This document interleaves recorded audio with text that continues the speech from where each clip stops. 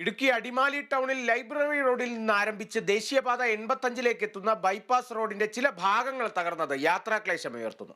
അടിമാലി ക്ലബിന് സമീപം റോഡിൽ രൂപം കൊണ്ടിട്ടുള്ള വലിയ കുഴികളാണ് യാത്രക്കാരെ വലയ്ക്കുന്നത്. മഴ പെയ്യുന്നതോടെ ഈ ഭാഗത്താകെ ഉണ്ടാകുന്ന വലിയ വെള്ളക്കെട്ട് കാൽനട യാത്രക്കാർക്കും വിനയാകും.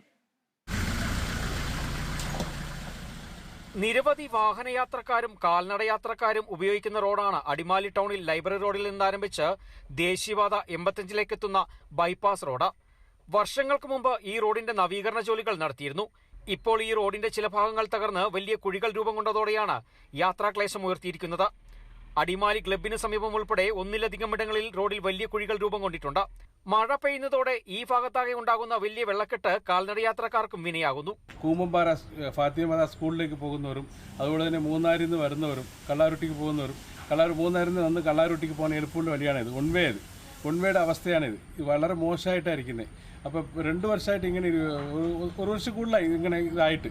ഇതിനെക്കുറിച്ച് അധികാരികൾ ഇതിന് തക്കതായ നടപടിയെടുത്ത് ഉടൻ തന്നെ റോഡ് പുനരുജ്ജീവിക്കണമെന്ന് അറിയിക്കുന്നു. ടെക്നിക്കൽ സ്കൂളിനും അടിമാലി ടൗണിനും ഇടയിൽ ദേശീയപാതയിൽ ഏതെങ്കിലും വിധത്തിലുള്ള ഗതാഗത തടസ്സമുണ്ടായാൽ വാഹനങ്ങൾ വഴിതിരിച്ചുവിടാൻ ഈ ബൈപ്പാസാണ് ഉപയോഗിക്കുന്നത്. സ്കൂൾ കുട്ടികളടക്കം ഇതുവഴി യാത്ര ചെയ്യുന്നു.